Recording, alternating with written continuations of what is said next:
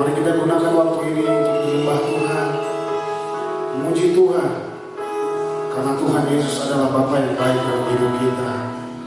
Terima kasih Tuhan untuk semua Tuhan yang Tuhan buat dalam hidup kami Tuhan.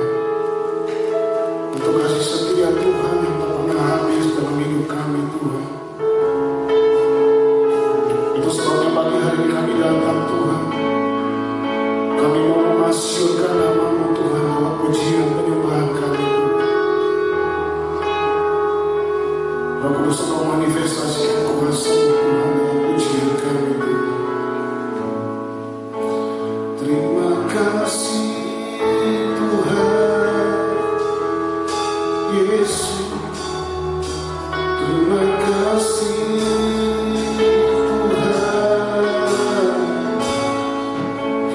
selain kami berterima kasih Tuhan. Dalam apakah kami membalas semua yang Engkau berikan dalam hidup kami. Selalu memberikan hidup kami Tuhan kepada-Mu Tuhan. Terima kasih Tuhan.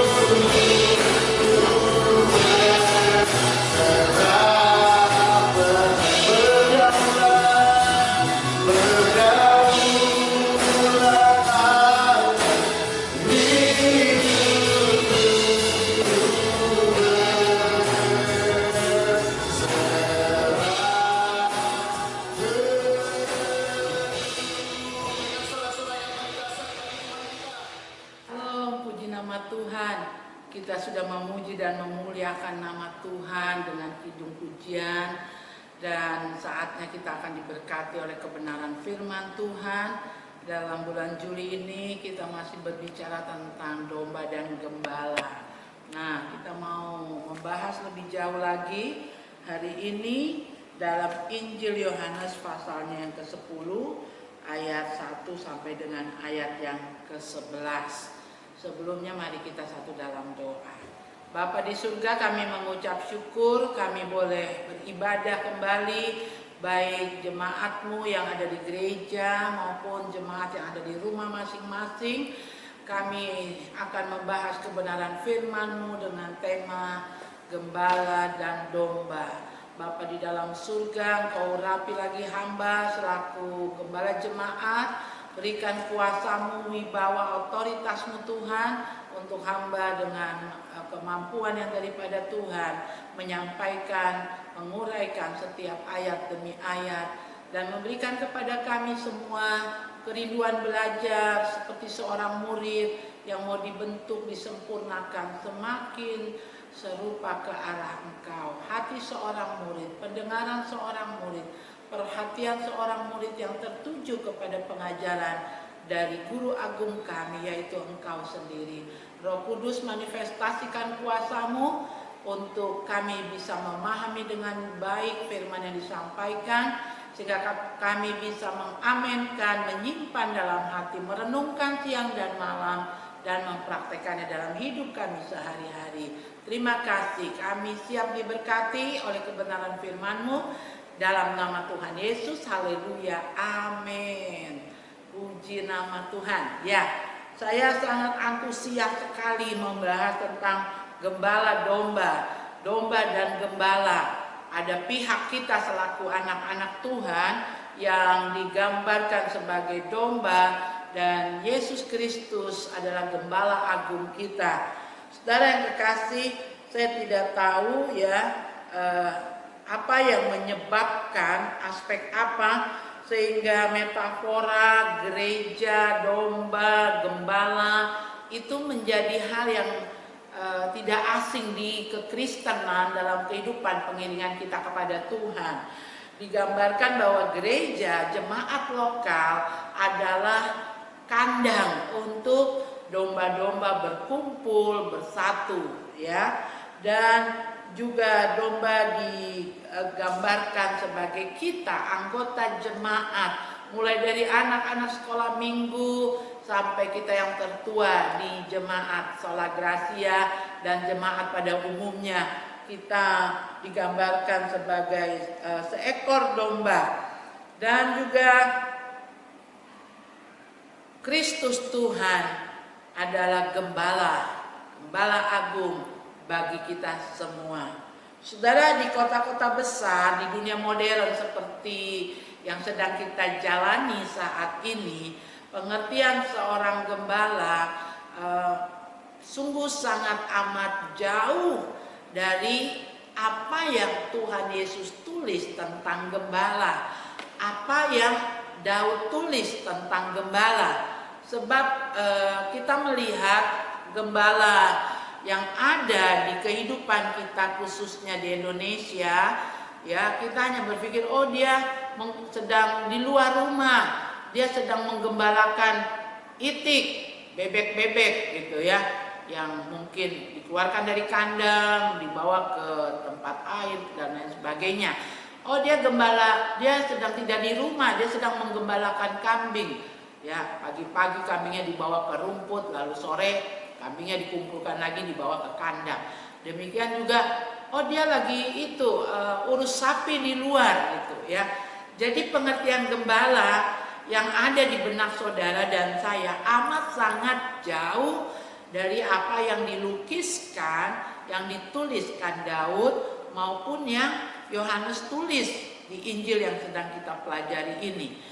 Sebab di Timur Tengah sana ya, gembala adalah satu profesi, bukan pekerjaan sambilan seperti kita di Indonesia ya. Jadi kalau mana bapak? Oh, bapak lagi di luar, lagi bawa kambing masuk kandang gitu. Oh, lagi bahwa Itik keluar. Tetapi profesi gembala di zaman ini, di dalam kehidupan bangsa Israel pada zaman Yesus, pada zaman Daud, dia bisa bikin puisi tentang gembala yang baik. Minggu lalu kita pelajari, itu adalah satu profesi penuh, profesi full seperti pekerjaan-pekerjaan lainnya. Kalau dia seorang gembala, minimal dia pastinya adalah laki-laki yang berperawakan kuat, ya. Sebab yang digembalakan bukan seperti ternak kita di Indonesia. Kita mungkin hanya punya 5, 10 ekor sapi, 12 ya. Tetapi mereka punya puluhan bahkan ratusan sapi. Karena pada saat itu ukuran kekayaan orang dilihat dari ternak yang mereka miliki. Sapinya ada berapa ratus, kambing dombanya ada berapa ribu. Nah, untuk itu harus dikelola oleh gembala, dan seorang gembala pada waktu itu benar-benar dibayar, satu profesi yang membutuhkan keterampilan. Orang harus kuat sebab akan bersentuhan langsung dengan alam terbuka, membawa ribuan domba, ratusan ekor domba dan kambing di alam terbuka, lalu akan berpindah dari satu tempat ke tempat lain di mana ada rumput yang hijau, ada air yang mengalir, dan seorang gembala harus bisa mempertahankan keberadaan domba-dombanya, baik domba yang kecil maupun domba yang dewasa. Nah, ini yang kita mau bahas pada hari ini tentang domba dan gembala. Saya akan baca lebih dahulu ayat demi ayat. Dalam Yohanes 10 ayatnya yang pertama, di sana perikopnya gembala yang baik. Aku berkata kepadamu, sesungguhnya siapa yang masuk ke dalam kandang domba dengan tidak melalui pintu, tetapi dengan memanjat tembok, ia adalah seorang pencuri dan seorang perampok. Tetapi siapa yang masuk melalui pintu, ia adalah gembala domba. Untuk dia penjaga membuka pintu, dan domba-domba mendengarkan suaranya, dan ia memanggil domba-dombanya masing-masing menurut namanya dan menuntunnya keluar. Jika semua dombanya telah dibawanya keluar, ia berjalan dengan mereka ia berjalan di depan mereka, dan domba-domba itu mengikuti dia karena mereka mengenal suaranya. Domba mengenal suara gembalanya. Tetapi seorang asing pasti tidak mereka ikuti, malah mereka lari daripadanya, karena suara orang-orang asing tidak mereka kenal. Nah, saudara, yang menarik lagi, seorang gembala bukan saja cakap, kuat fisiknya, ya, menjaga dengan penuh tanggung jawab, tetapi ada kedekatan emosional antara gembala dengan domba. Mengapa saya katakan demikian?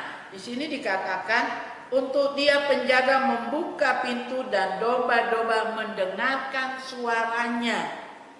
Dan ia memanggil domba-dombanya masing-masing menurut namanya dan menuntunnya keluar. Wah, saudara, saya ketika membaca ini ya, saya bayangkan betapa dekatnya hubungan si gembala dengan domba yang digembalakan. Terbukti dengan dia mengabsen. Kalau pagi dia buka pintu kandang, dia memanggil domba-domba menurut namanya. Jujur saudara, saya saja selaku gembala jemaat Sola Gracia, ya, saya tidak bisa menghafal dengan baik, apalagi kalau saudara sudah datang mama, papa, anak mantu, anak, cucu, ya, cucunya lebih dari satu. Saya kadang lupa ini siapa ya namanya ya, cucu ini siapa namanya, ya, karena keterbatasan untuk mengingat ini ya. Tetapi si gembala yang kita baca, dia punya kedekatan emosional, ya, sebab ketika seseorang memanggil nama, apalagi kalau dia tahu memanggil nama kecil, ya, itu berarti udah sangat dekat sekali hubungannya, ya. Misalnya saudara panggil Yeremia ya. Kita tahu namanya Yeremia. Kalau orang-orang yang dekat kan akan panggil Jeremy, Jeremy. Ya, ada yang memanggilnya dari huruf akhiran. Mia, Mia. Walaupun Yeremia bilang, emangnya saya perempuan dipanggil Mia gitu ya. Tetapi itu pasti orang yang berani panggil Mia, Jeremy, Jet. Itu pasti orang-orang yang punya kedekatan sampai bisa tahu nama kecilnya, nama panggilannya. Nah, demikian juga dengan gembala agung. Di sini kita belajar bahwa saya sebagai gembala jemaat bisa lalai, saya bisa lupa nama cucu, saudara, nama anak, ya. Tetapi Tuhan Yesus ya tidak pernah tinggalkan saudara dan saya. Dia kenal pribadi-pribadi kita masing-masing. Mungkin kita bisa saja tidak terbuka ya dengan suami kita, dengan istri kita, dengan orang tua kita, tetapi Tuhan tahu keberadaan kita. Tuhan memanggil kita setiap pagi. Dia menyapa kita. Dia buka pintu kandang untuk membawa kita pada kehidupan yang luas di padang gurun. Dia membawa kita di padang gurun itu tetap ada daerah yang ada mata air, ada oasenya, ada aliran air. Dia membimbing kita ke sana. Dia juga membimbing kita ke daerah padang rumput di tengah-tengah keadaan padang gurun, ya. Dan itu hanya dilakukan oleh gembala agung, yaitu Tuhan Yesus Kristus.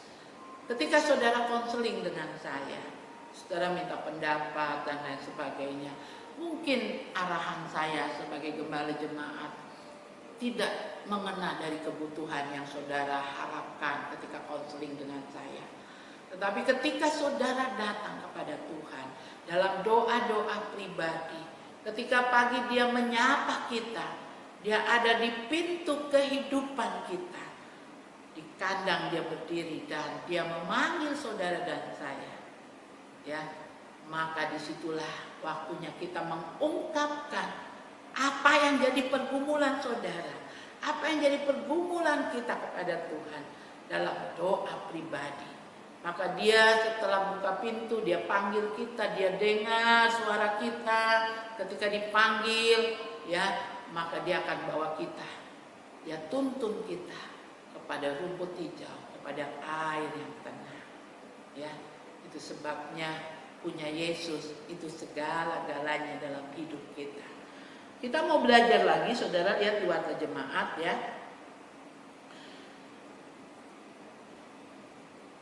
Tuhan adalah gembalaku. Dalam Mazmur 23 ayat 1, Daud melukiskan bahwa gembala yang luar biasa ini adalah gembala yang baik. Lalu juga dijelaskan gambaran dari Mazmur 23 ayat 1. Ya, gambaran ini tidak hanya jelas tetapi juga penuh dengan nilai emosional yang membuatnya hidup. Dalam budaya timur dekat kuno, bahkan hingga hari ini di Timur Tengah, gembala terkenal berdedikasi untuk memelihara domba mereka. Tidak peduli apapun tantangannya, sosok gembala telah menjadi salah satu ilustrasi paling disukai yang digunakan dalam Alkitab untuk menggambarkan sifat Allah dan hubungannya dengan umatnya, dengan kita semua. Kita semua domba-dombanya. Dan Allah Bapa di dalam Tuhan Yesus Kristus itu kita kenal sebagai gembala yang baik, ya, yang dibikin puisi oleh pemazmur. Tuhan adalah gembalaku, takkan kekurangan aku. Dia membaringkan aku di padang yang berumput hijau. Dia menyiapkan segala sesuatunya untuk kita, mulai dari usia dalam kandungan. Kita lahir menjadi bayi yang lemah, yang tak berdaya, tumbuh menjadi seorang kanak-kanak, remaja, pemuda, sampai dewasa. Dia tahu kebutuhan saudara dan saya. Gambaran tentang umat Allah sebagai domba adalah suatu ilustrasi yang menarik. Salah satu kesan yang sering kita miliki tentang domba adalah sifatnya yang tidak berbahaya, atau maksudnya dia bukan binatang buas, dia binatang jinak, binatang peliharaan, bahkan cenderung tanpa pertahanan. Ya, kalau binatang-binatang lain punya pertahanan, bahkan binatang di laut ya, seperti yang kecil saja lah kita lihat, cumi-cumi saja ya, yang ada di laut itu kalau mau diserang dia langsung keluarkan tinta hitamnya sehingga sekelilingnya menjadi hitam, dan itu membuat yang pemangsanya akan menjauh. Nah, tetapi dalam hal domba adalah jenis binatang ternak peliharaan yang tidak berbahaya. Dia bukan binatang buas, dia binatang yang jinak, cenderung penurut, bahkan tidak punya pertahanan, kecuali domba-domba yang sudah dewasa ya, ada tanduknya ya. Dan dengan demikian domba bergantung penuh pada gembala yang baik untuk perlindungan dan tuntunan. Makanya minggu lalu kita belajar gadamu dan tongkatmu, itulah yang menghibur aku. Tong tidak takut dalam menjalani kehidupan ini, sebab ada satu penghiburan. Gembala kita tidak dalam tangan yang kosong. Gembala kita selain postur tubuhnya kuat, bisa melindungi kita, tapi dia juga punya gada, dia juga punya tongkat. Dia akan mati-matian bergelut melawan serangan-serangan yang akan membunuh saudara dan saya.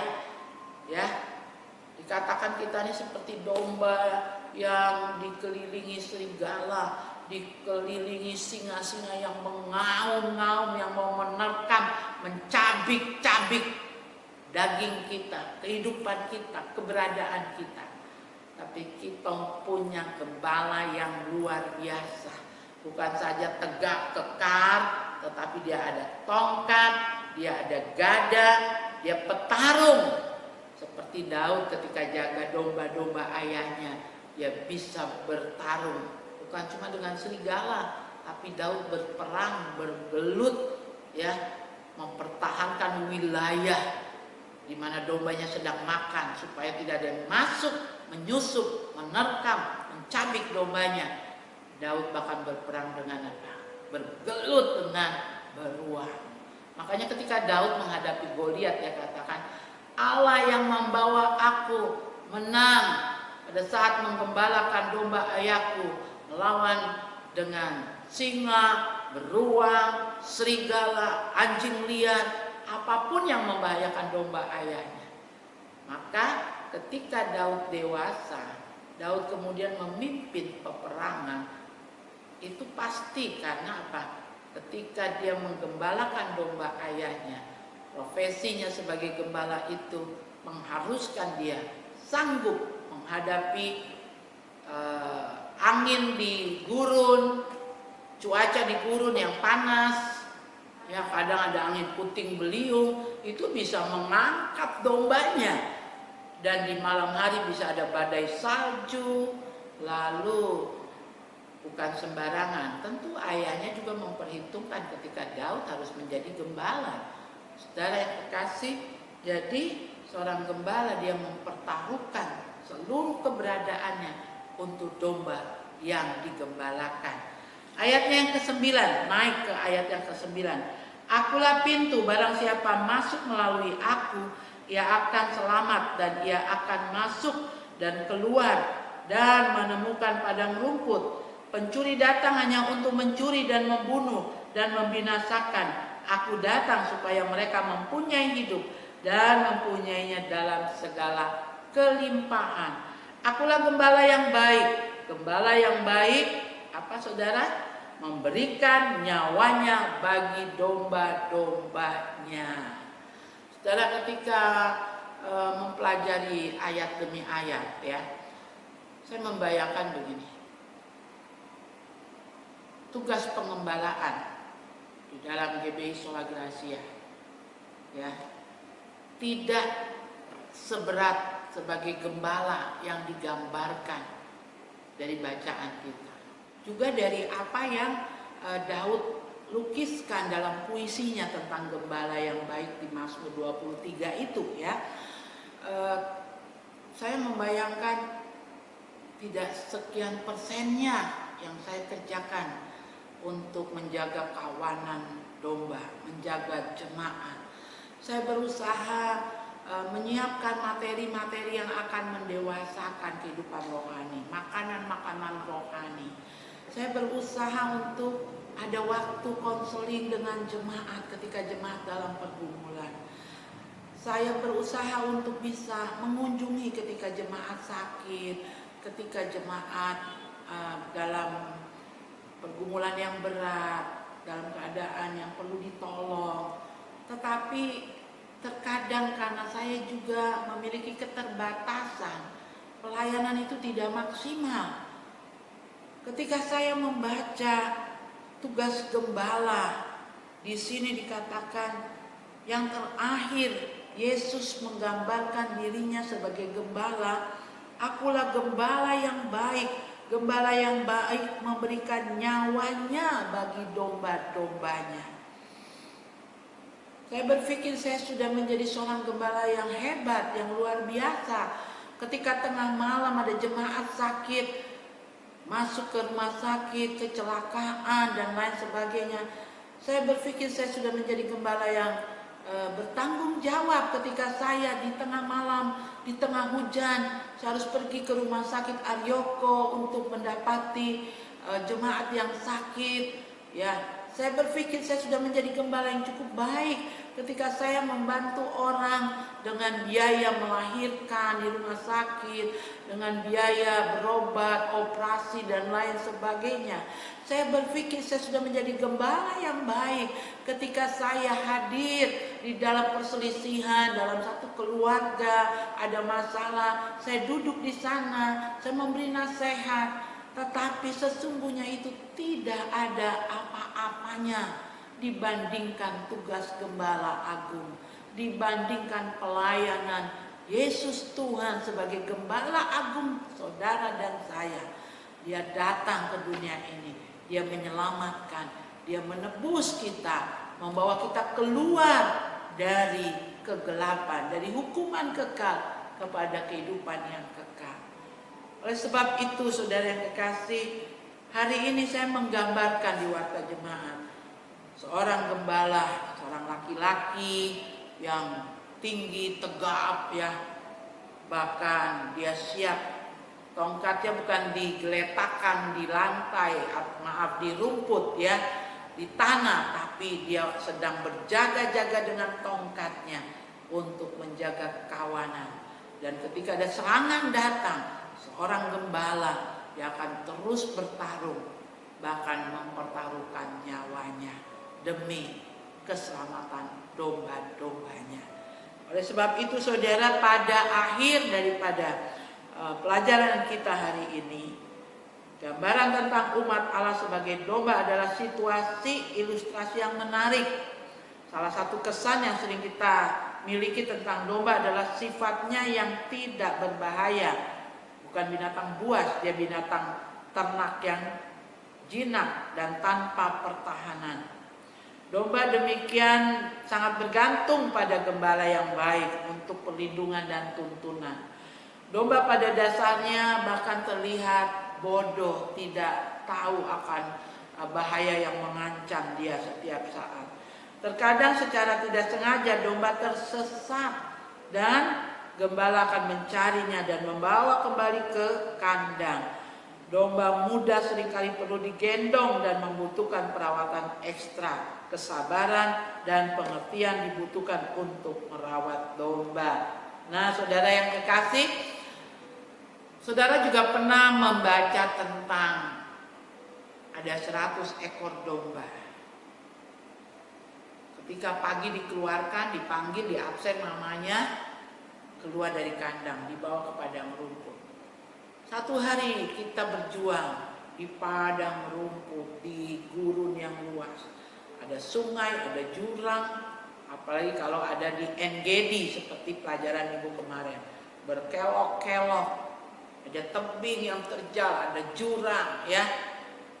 Lalu pada sore hari ketika masuk ke kandang, lalu gembala melihat jumlah tidak lagi 100 ekor. Domba ini sudah tinggal 99. Apa yang dikerjakan sang gembala? Dia tutup pintu, amankan yang sudah ada di kandang. Dia mencari yang 1 ekor yang tersesat sampai mendapatkan. Kalau itu ada di jurang, dia akan berusaha menuruni jurang untuk menjemput sang domba ini, menggendong, membopong pulang. Domba yang terluka diobati, domba yang masih muda yang tak berdaya digendong, diasuh dengan perhatian khusus, kasih sayang yang khusus. Saudara, dari sini saya merenungkan betapa tanggung jawab yang besar diemban seorang gembala. Dan saya mulai mengukur diri saya dalam kawanan domba, dalam jemaat gereja dikatakan kandang. Ada jemaat yang masih sangat bayi-bayi rohani. Firman Tuhan bilang mengatakan susu, masih diberikan susu. Ada kanak-kanak rohani. Ada orang-orang yang sudah dewasa rohaninya. Dan perlakuan gembala berbeda kepada yang bayi rohani, kanak-kanak rohani, dewasa rohani. Di sini bukan diukur secara usia jasmani. Ada orang yang umurnya sudah 60, sudah beruban, sudah beranak, sudah bercucu, tapi rohaninya mungkin masih kekanak-kanakan. Ada orang yang masih muda, remaja secara usia jasmani, tetapi karena dia berjemaat dan dia terus mendengar arahan-arahan gembala, dia bertumbuh menjadi dewasa, dia menikah, dia berumah tangga, dia matang secara rohani. Dan ada perlakuan-perlakuan yang berbeda yang saya harus berlakukan kepada setiap orang. Oleh sebab itu saudara, dalam segala kekurangan saya, dengan segala kerendahan hati, mari saudara bisa bekerja sama untuk kita tertanam di jemaat ini. Kita mengalami pertumbuhan sesuai dengan usia kerohanian kita. Dan kita juga menghasilkan buah karena kedewasaan rohani. Bantu saya, ingatkan saya untuk bisa menggembalakan dengan baik. Saudara bisa berkomunikasi, bertelepon, ber-WA, untuk saudara bisa merasakan kasih pengembalaan. Jadilah domba-domba yang terus bertumbuh secara rohani. Minggu lalu kita belajar tongkat itu bukan untuk menggebuk, memukul anjing liar, serigala yang mendekati, tetapi tongkat itu juga dipakai menyentuh punggung, bokong dari domba-domba yang digembalakan, mengingatkan, mengarahkan. Mari kita sama-sama menjalankan bagian kita.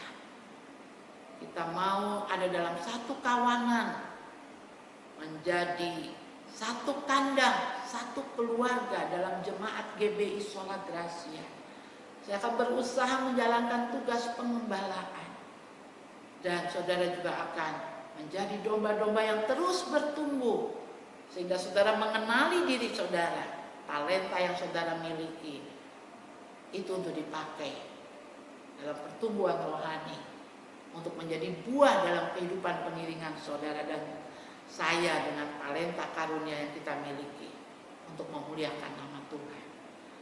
Dalam segala keterbatasan saya, ketika saya tidak bisa melayani saudara dengan maksimal, saudara ingat ada gembala di atas para gembala. Ada gembala agung di atas para gembala-gembala jemaat, di atas ketua wilayah, di atas ketua majelis daerah, di atas ketua sinode sekalipun sebagai gembala untuk seluruh gereja Bethel Indonesia. Ya, GBI juga sudah ada 26 di luar negeri. Tentu saja memiliki keterbatasan menggembalakan setiap jemaat-jemaat lokal GBI-GBI yang ada se-Indonesia dan luar negeri. Tetapi kita tidak perlu kecewa dengan segala keterbatasan. Wah, kok ketua wilayah tidak memperhatikan jemaat kita ya, ketua BPD, ketua sinode bahkan. Karena di atas gembala jemaat, di atas para gembala ketua wilayah kota, di atas gembala ketua daerah di setiap provinsi, bahkan ketua sinode dengan pengurusnya, ada gembala agung, pemilik kita semua, yaitu yang menyerahkan nyawanya bagi saudara dan saya. Dia lebih tahu kebutuhan saudara dan saya. Akulah gembala yang baik di ayat yang ke-11. Gembala yang baik memberikan nyawanya bagi domba-dombanya.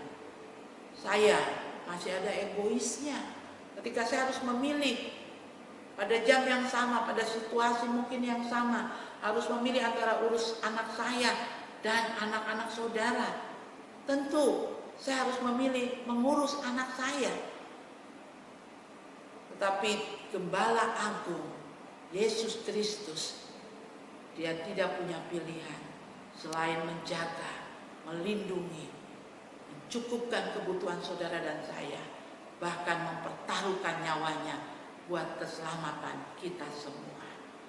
Terima kasih, Tuhan Yesus memberkati. Mari kita satu di dalam doa. Bapa, kami mengucap syukur untuk segala kebaikan-Mu. Kami mengucap syukur Engkau adalah gembala agung bagi setiap kami. Kami mengucap syukur Tuhan ketika kami datang secara pribadi, ketika Engkau membuka pintu kehidupan kami setiap pagi, memanggil kami bertemu Engkau dalam doa pribadi, persekutuan yang intim dengan Engkau. Hikmat-Mu melimpah atas kami, tongkat-Mu mengatur langkah kehidupan kami. Terima kasih Bapa di dalam surga. Biarlah kami boleh menjadi satu kawanan dalam satu pengembalaan di jemaat GBI Sola Gracia. Kami benar-benar tertanam, bertumbuh, berbuah untuk kemuliaan nama Tuhan. Bapa, pada akhirnya berkati semua kegiatan dalam jemaat ini, semua bidang pelayanan yang ada. Memberkati persembahan-persembahan yang diberikan, baik dalam ibadah di gereja maupun ibadah di rumah. Persepuluhan yang dikembalikan, baik yang dibawa ke rumah Tuhan, yang ditransfer ke nomor rekening. Semua Tuhan perhitungkan. Dan Engkau genapi janji firman-Mu. Buka tingkap-tingkap langit, curahkan berkat atas semua pekerjaan jemaat-Mu, atas kesehatan jemaat-Mu, atas pertumbuhan rohani jemaat-Mu, atas aktivitas keluar masuknya jemaat-Mu di masa COVID ini Tuhan. Perlindungan Tuhan dinyatakan. Perlihatkan Tuhan gadamu yang luar biasa itu.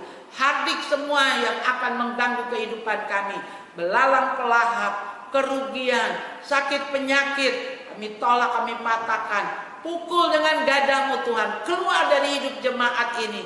Dalam nama Tuhan Yesus, biarlah kami boleh mengalami perlindungan. Kami boleh mengalami kasih sayang, pelukan dari Gembala Agung Tuhan kami Yesus Kristus.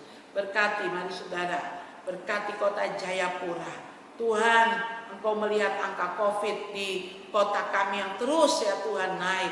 Mari Tuhan, ada waktu di mana Engkau bungkam Tuhan virus ini atas kami semua yang ada di kota Jayapura.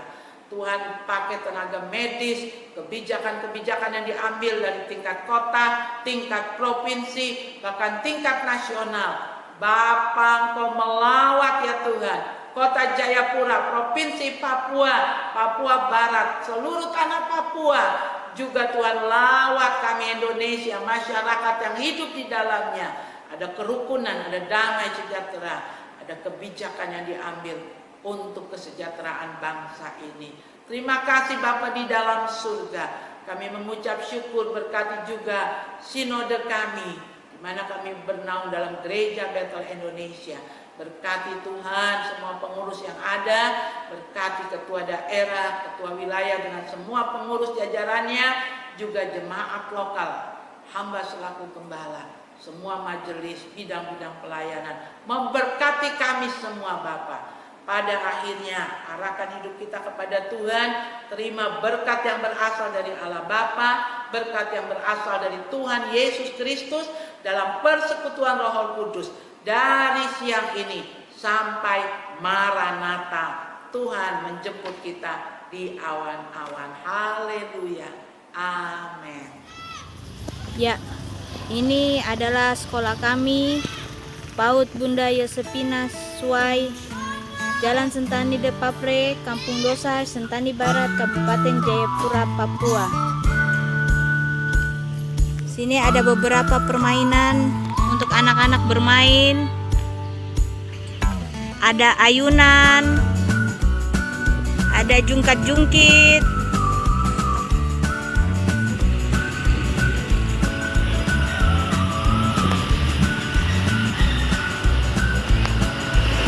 sekarang kita menuju teras sekolah. Kita menuju kelas, ruangan-ruangan yang ada. Ini adalah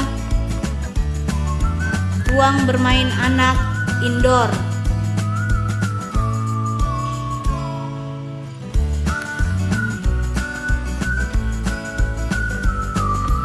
Ruang kelas yang akan kami gunakan,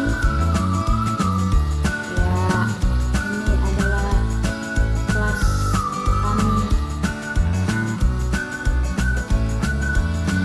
Ini adalah ruang guru dan ruang kepala sekolah yang kami gunakan. Ada Bu Guru Delila, ada Bu Guru Christine. Ya, inilah ruangan kami. Dari ruang guru ini ada pintu penghubung. Ini adalah salah satu kelas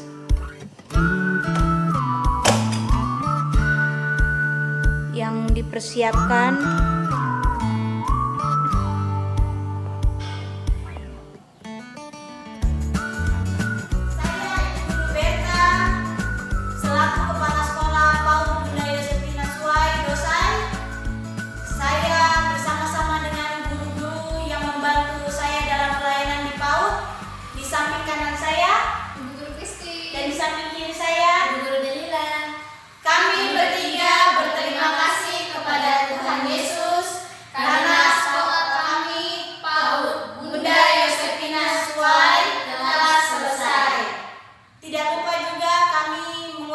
Banyak terima kasih kepada Ibu Gembala, seluruh jemaat GBI Sola Gracia, semua simpatisan, dan kepala sekolah beserta guru-guru PAUD Nehemia yang sudah mendukung kami, mengarahkan kami, membina kami sampai saat ini untuk kami merintis PAUD Bunda Yosefina Suai. Selama kami merintis PAUD Bunda Yosefina Suai, sudah 11 anak yang mendaftar di sekolah kami untuk kami bina dan kami didik.